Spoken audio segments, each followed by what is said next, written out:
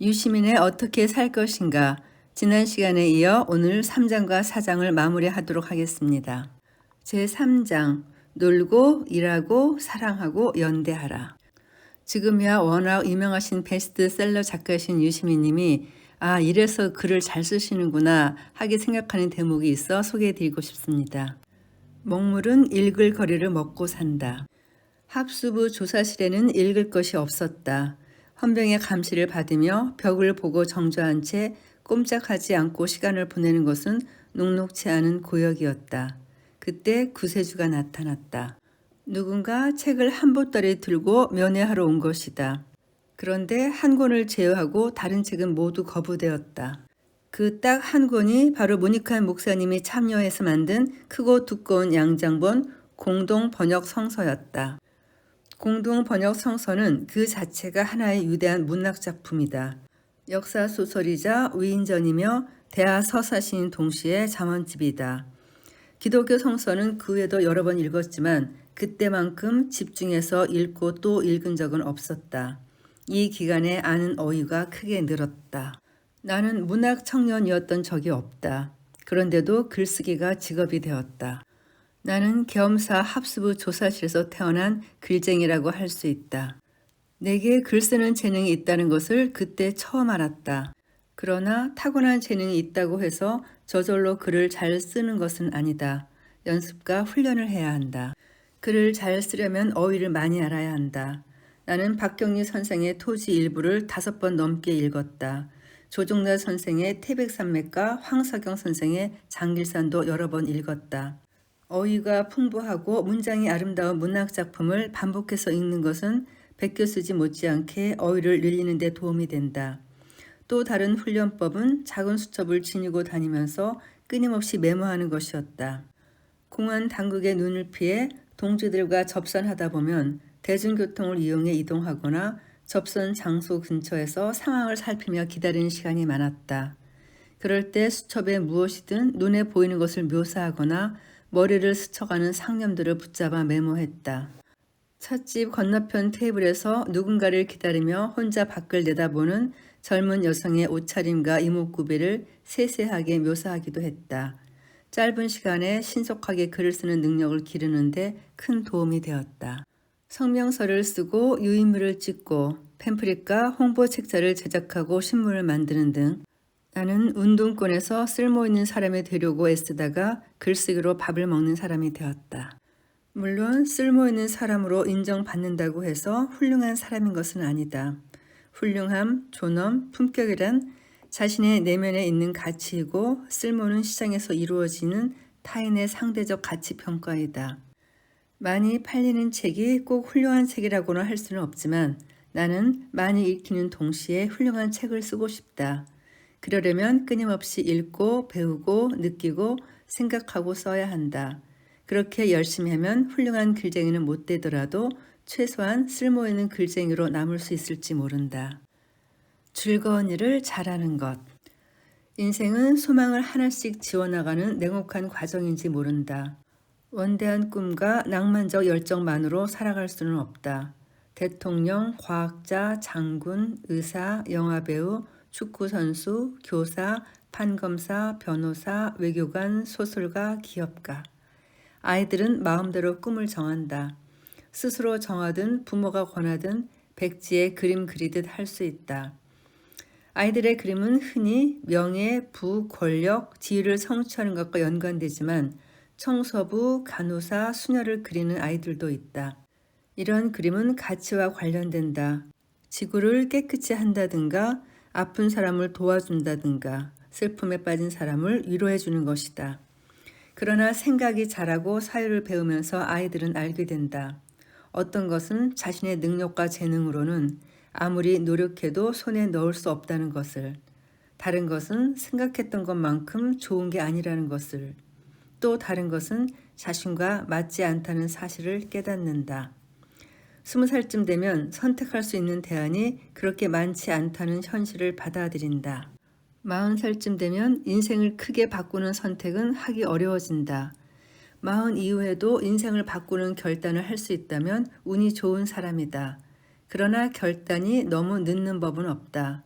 아무리 나이가 들었어도 자신이 일상에서 즐거움을 느끼는 쪽으로 직업을 바꾸는 것은 언제나 바람직하다고 본다.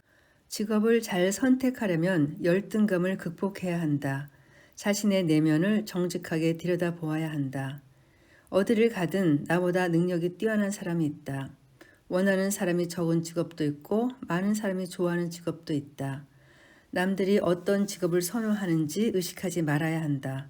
타인의 평가에 휘둘리지 말고 내가 좋아하는 일을 고르면 된다. 그러나 만약 내가 좋아서 선택한 그 직업이 다른 사람들도 많이들 좋아하는 것이라면 부득이 경쟁을 해야 한다. 그렇게 경쟁해서 그 직업을 가지는 데 성공했다고 해서 만사가 다 해결되는 것도 아니다. 거기서 더 잘하기 위해서 또 경쟁해야 한다. 이 경쟁에서 뒤떨어지면 열등감을 느끼게 된다. 자신이 쓸모없는 사람으로 보이고 삶이 가치가 없는 것처럼 느끼게 된다. 어떻게 해야 할까? 이를 악물고 있는 힘을 다해 이기는 게 정답일까? 나는 그렇지 않다고 생각한다. 즐기는 게 아니라 이기기 위해 일하게 되면 이겨도 남는 게 없고 지면 최악이 된다. 그래서 나는 무슨 일이든 그것이 즐겁다면 1등이 아니어도 행복할 수 있다고 생각한다. 사람은 저마다 가진 것으로 인생을 산다. 가진 것이 많다고 꼭 행복한 건 아니다. 적게 가져도 행복할 수 있다. 끝없는 경쟁 속에 살아야 하지만 즐기면서 경쟁이 임하면 이겨도 이기지 못해도 행복할 수 있다는 것이다. 앞에서 직업 선택이 인생 성패의 절반을 좌우한다고 했는데 일 자체는 재밌다고 해도 함께 일하는 사람들과 사이가 나쁘면 재미가 반감된다. 일이 잘 되지도 않는다. 사람들과 잘 지내려면 서로 좋은 기운을 주고받을 수 있도록 인간관계를 잘 가꾸어야 한다. 소통과 인간관계의 비밀은 자기의 마음을 닦는 것인데 남에게 좋은 기운을 주려면 먼저 내 마음을 잘 다스려야 한다. 나는 10년간 정치를 직업으로 하면서 일을 잘하려면 인간관계를 잘 풀어야 한다는 것이 그저 지당한 말씀만은 아니라는 사실을 새삼 깨달았다. 그랬다. 지난 10년간 정치는 내 직업이었다. 내 일이었다. 그런데 글쓰기와 달리 정치는 내게 일인 동시에 놀이일 수는 없었다. 정치 활동의 일상적 과정이 내게는 즐겁지 않았기 때문이다. 그러면 왜 정치를 했는가? 내게 정치는 연대의 한 방법이었다.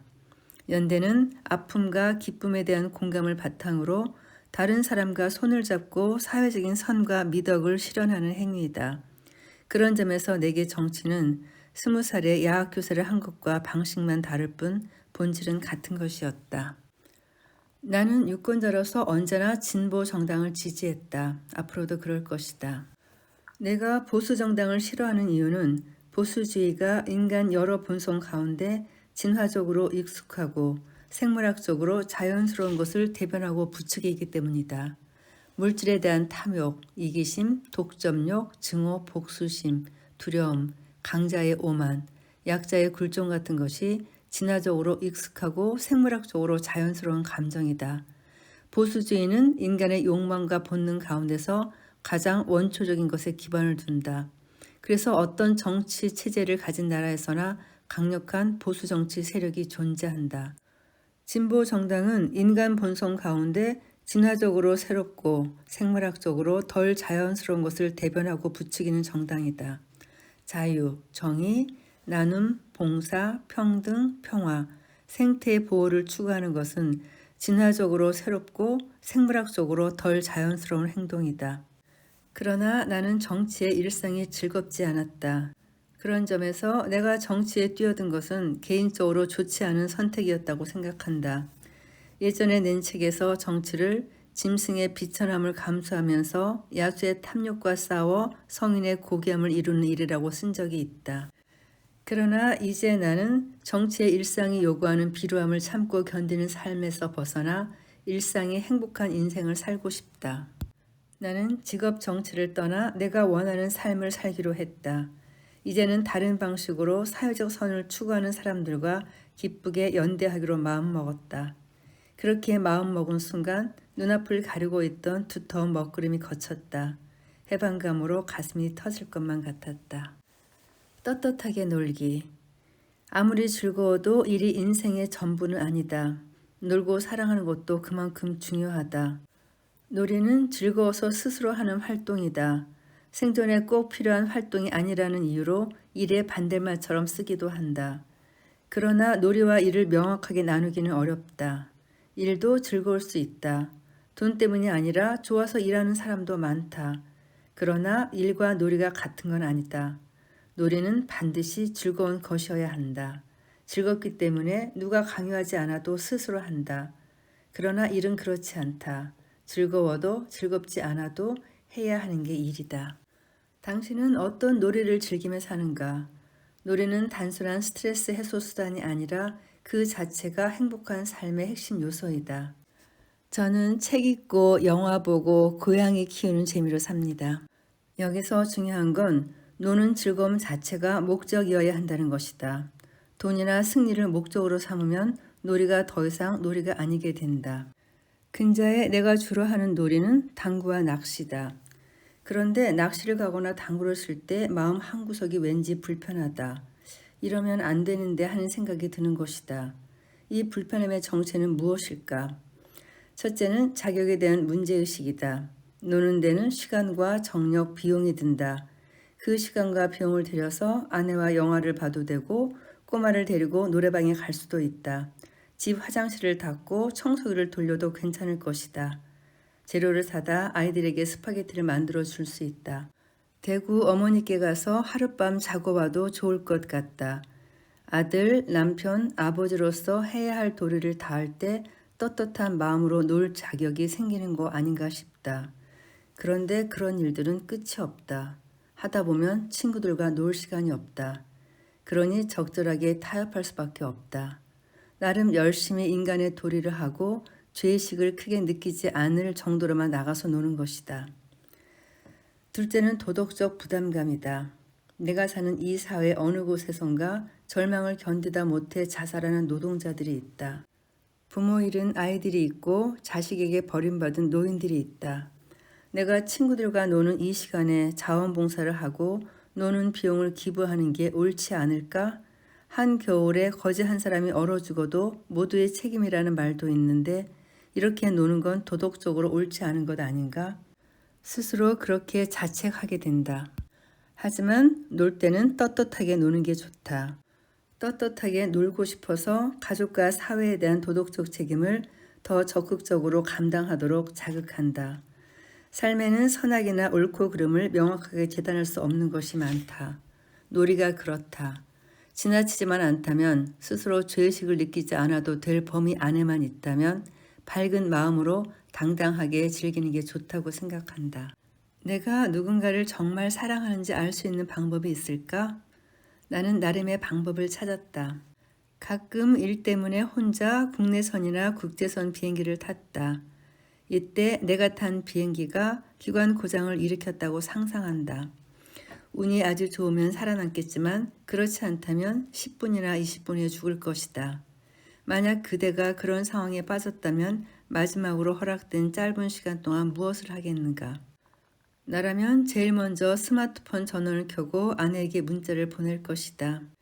그런 다음 안전벨트를 단단히 조이고 등받이에 차분히 기대어 눈을 감는다.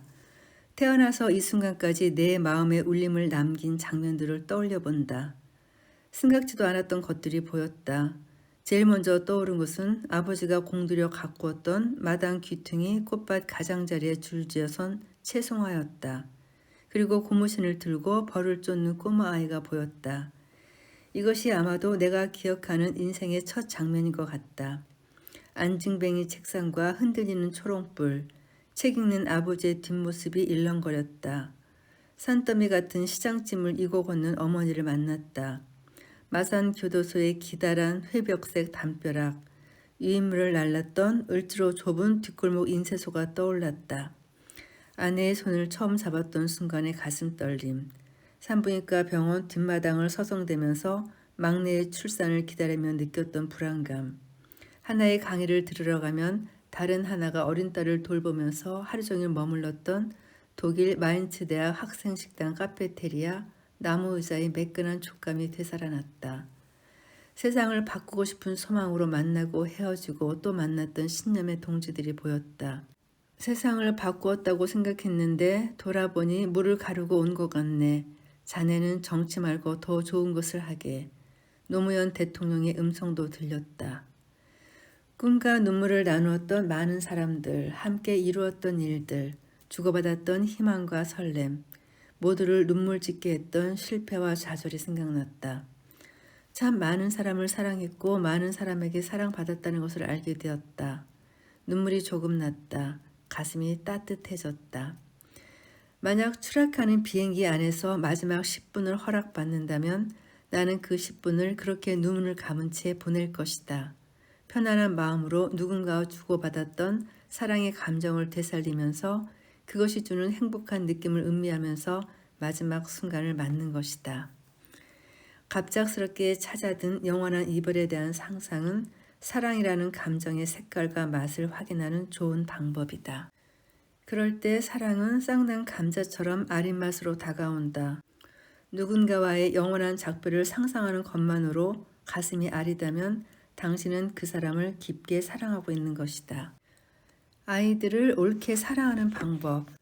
자녀들을 사랑하는 것을 말릴 수는 없다. 그러나 잘못 사랑하는 것은 말려야 한다. 자녀를 사랑하는 가장 훌륭한 방법은 아이들 스스로 자기가 살고 싶은 삶을 설계하고 자기가 옳다고 생각하는 방법으로 살게 하는 것이다.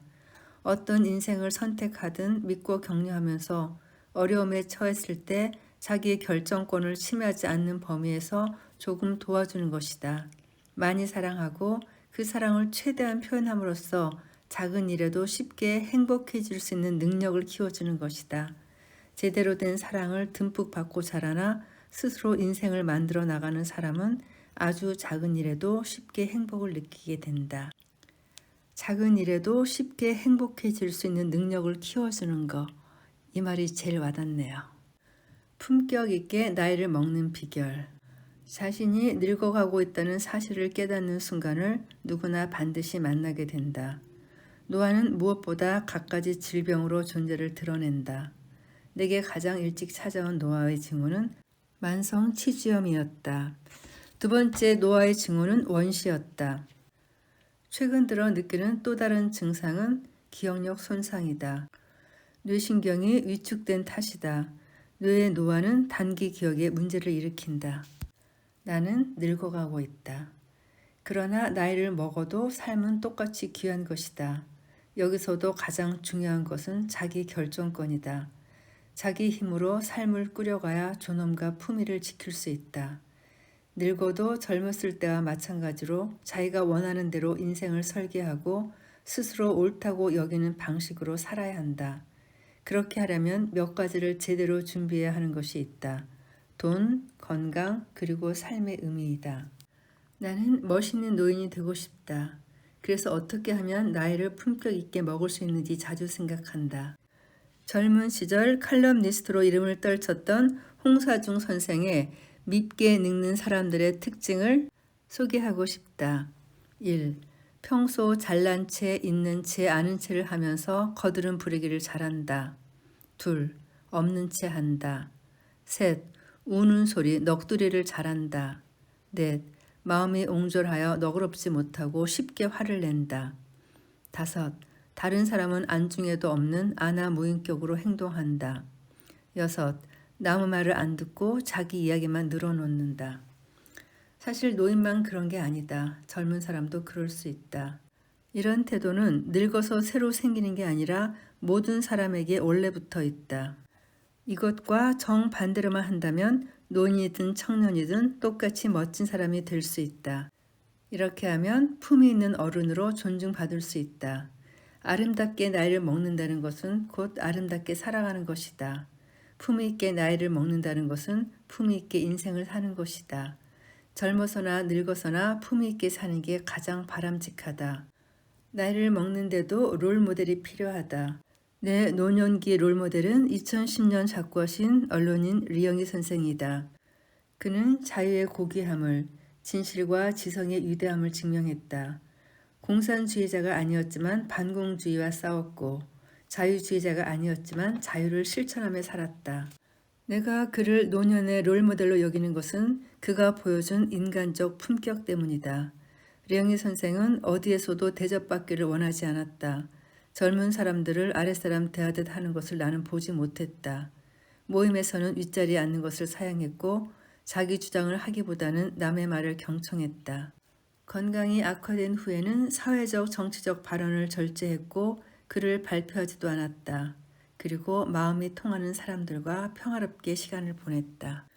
영국의 극작가 버나드 쇼도 노년기의 롤모델로 삼고 싶은 인물이다. 1943년 아내를 잃자 런던을 떠나 고향의 시골집으로 내려간 쇼는 1950년 무려 95세 나이로 그곳에서 세상을 떠났다. 내가 그를 노년의 롤모델로 삼는 것은 그가 글 쓰는 일을 그만두지 않았기 때문이다. 최근 쇼가 만년에 쓴 에세이가 쇼에게 세상을 묻다라는 제목으로 번역 출간되었다. 그가 88살에 쓴 이 책은 토지 문제에서 시작해 민주주의와 정당, 교육, 금융, 전쟁, 미학, 건축, 과학, 생물학, 유전학에 이르기까지 당대의 모든 중요한 쟁점에 대한 견해를 거침없이 피력했다. 그러면서 그는 자신이 제2의 아동기를 맞아 이 책을 썼다고 말했다. 나도 버나드 쇼처럼 하고 싶다.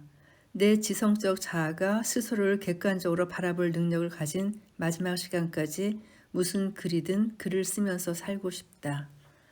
정치적으로도 품위 있게 늙고 싶다. 사람은 나이가 들수록 덜 진보적 또는 더 보수적으로 변한다. 나도 더 나이를 먹으면 정치와 역사에 대한 생각이 달라질지 모른다. 그러나 어떤 경우에도 딸 아들과 손녀 손자들이 좋아하는 정당과 후보에게 투표할 것이다. 언제나 정치적으로 청년들의 편에 설 것이다.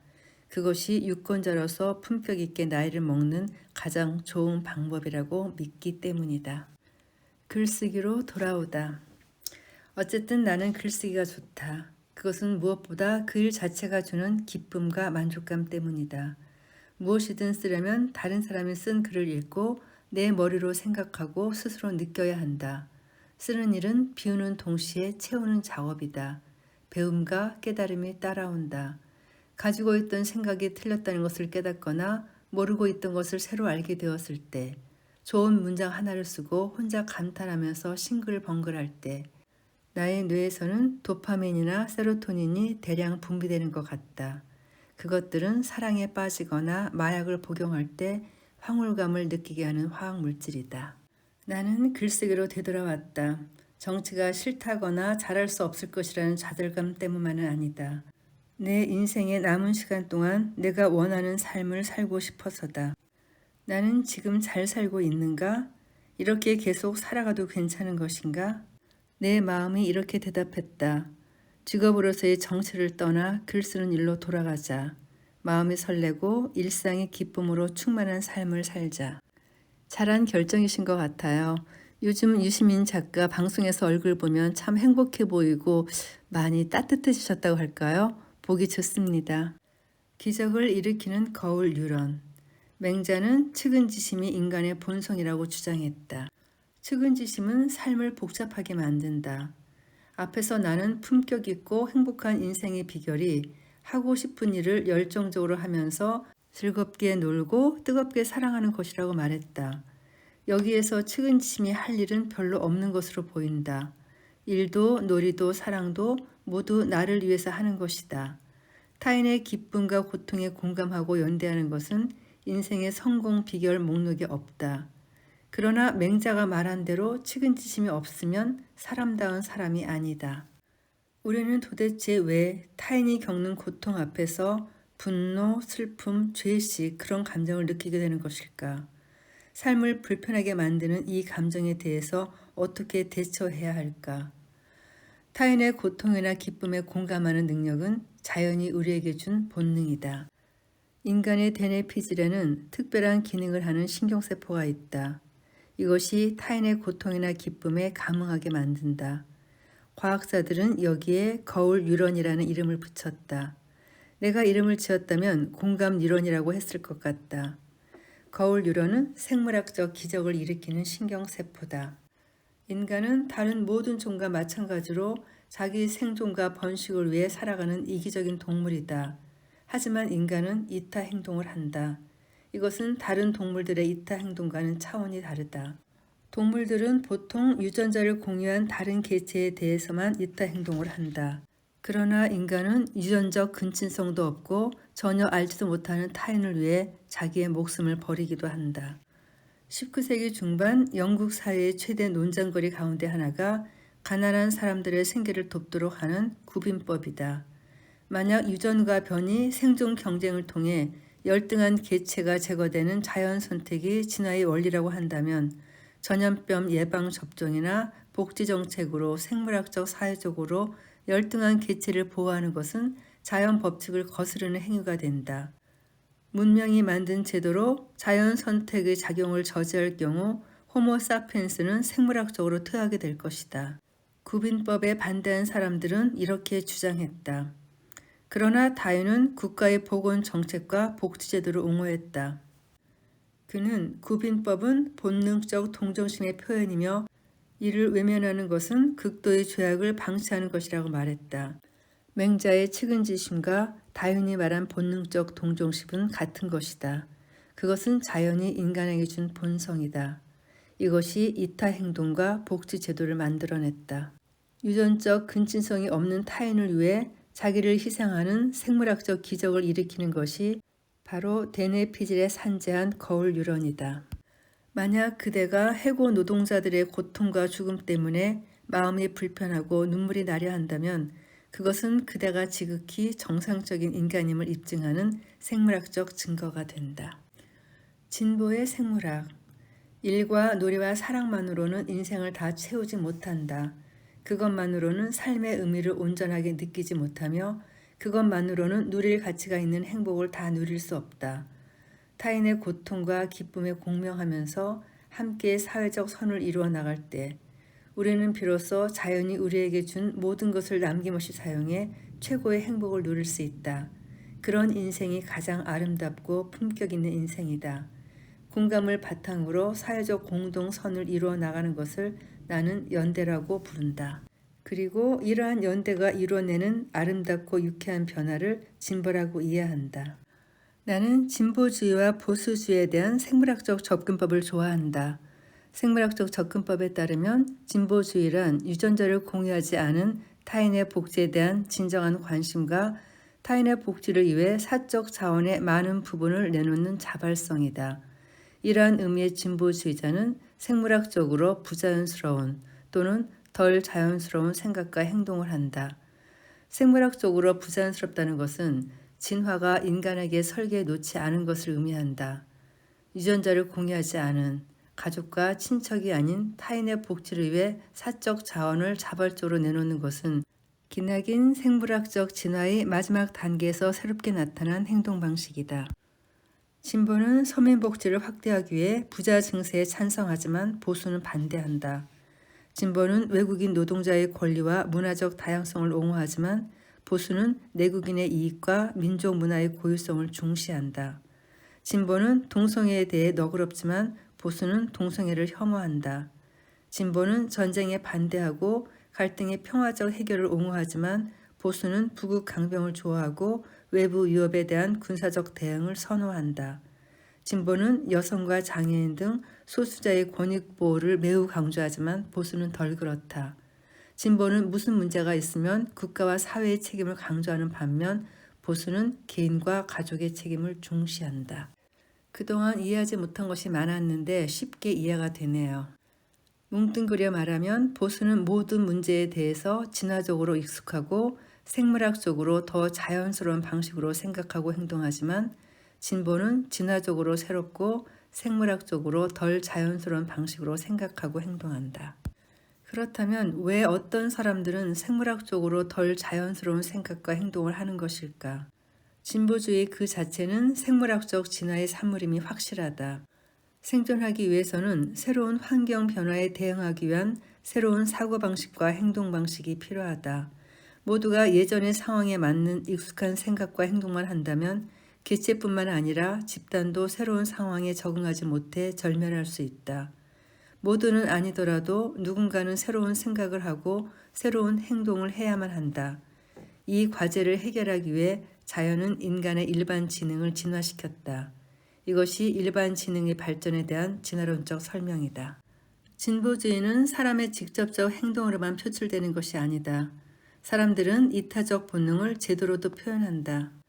국가는 국민기초생활보장법을 만들어 최저 생계비와 필수 서비스를 제공한다. 병에 걸린 사람이 돈이 부족해 치료를 받지 못하는 일이 없도록 하기 위해 국민건강보험을 만들었다. 나이 들어 노동 능력을 이룬 후에 삶에 대비하기 위해 국민연금제도도 만들었다. 실직의 고통을 덜어주는 고용보험과 산업재해로 인한 피해를 덜어주는 산재보험도 있다. 사람들은 이러한 제도를 유지하는 데 들어가는 세금과 보험료를 큰 저항 없이 납부한다. 공감을 표현하기 위해 돈만 내는 게 아니다. 사람들은 시간, 건강, 열정과 같은 비금전적 생활 자원을 내고 심지어 목숨까지도 바친다. 청년 노동자 전태일은 평화시장 어린 여성 노동자들의 고통에 대한 시민들의 공감을 호소하기 위해 자기 몸에 불을 붙였다. 우리는 어디까지 참여해야 할까? 누구나 다 목숨을 바쳐야 하는 것일까? 그렇지 않다. 인간은 이타 행동을 하는 이기적 존재이다. 이타 행동의 한계는 정해진 것이 없다. 마음이 움직이고 스스로 감당할 수 있는 범위 내에서 하면 된다고 생각한다. 죽음까지도 감당할 수 있다면 그럴 수 있고 그저 작은 성금을 보내는 정도만 감당할 수 있다면 그래도 좋을 것이다. 사람은 그 무엇을 위한 도구가 아니다. 누구도 타인에게 어떤 이념이나 공동선을 실현하는 도구가 되라고 강요해서는 안 된다. 스스로 느끼는 만큼 그리고 자기가 할 수 있고 또 옳다고 생각하는 방식으로 참여하면 된다고 생각한다. 이것은 논리 이전의 마음이다. 그렇게라도 하지 않으면 마음이 너무 불편한 사람들이 그렇게 한다. 비용이 들고 고생이 되는데도 그렇게 하면 마음이 편하고 당당해지기 때문이다. 이것이 인간 본성의 발현이다. 이 모두가 자연이 인간에게 준 재능이며 본능이다. 이런 이타적 본성, 공감의 능력을 발휘하는 것을 나는 연대라고 부른다. 연대는 일, 놀이, 사랑과 더불어 삶을 의미 있고 존엄하고 품격 있게 만드는 제4원소이다. 마지막 4장은 삶을 망치는 헛된 생각들입니다. 헛된 생각들이만큼 중요하진 않지만 몇 가지 공감하는 내용만 메모해 보았습니다. 나는 진보주의를 어떤 이론의 집합이라기보다는 타인과 세상을 대하는 감정 또는 정신적 태도라고 생각한다. 태도의 차이를 옳고 그름 또는 선악의 잣대로 판단하거나 단죄해서는 안 될 것이다. 선악의 잣대로 모든 일을 판단하게 되면 자칫 삶을 이념에 종속시키는 비극을 초래할 수 있다. 좌익 소화병과 극우 맹동주의, 좌익 전체주의, 우익 국가주의는 모두 동일한 원인에서 파생한 이념의 병이다. 이 병의 원인은 불관용이다.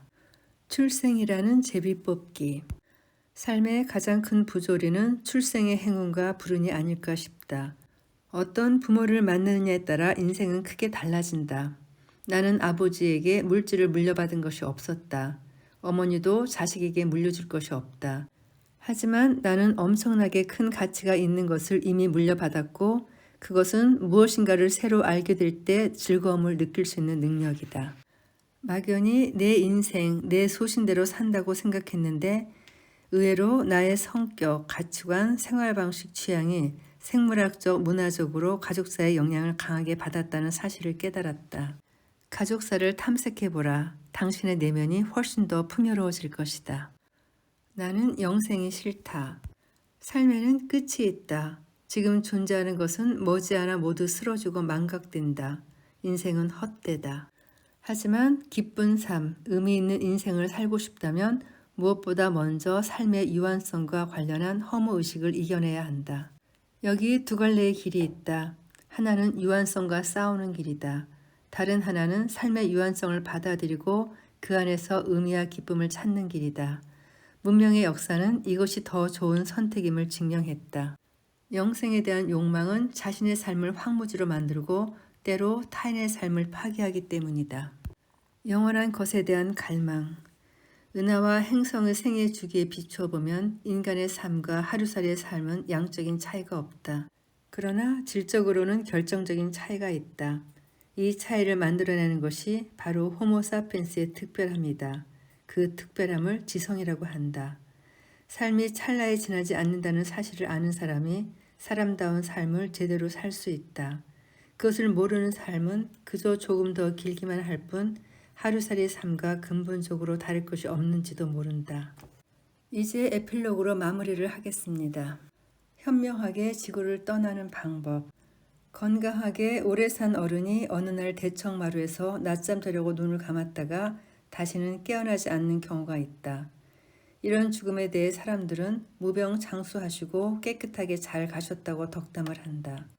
그런데 그렇게 말없이 떠나기보다는 2~4일 정도 누웠다가 떠나는 것이 더 나을 수도 있다. 영원히 돌아오지 않은 길을 떠날 때는 작별하는 시간이 있어야 한다. 그 시간은 훌륭한 삶의 마무리이며 사랑을 표현할 수 있는 마지막 기회이다. 나는 어떻게 죽음을 맞이해야 할까? 여러 가지를 상상해 보았다.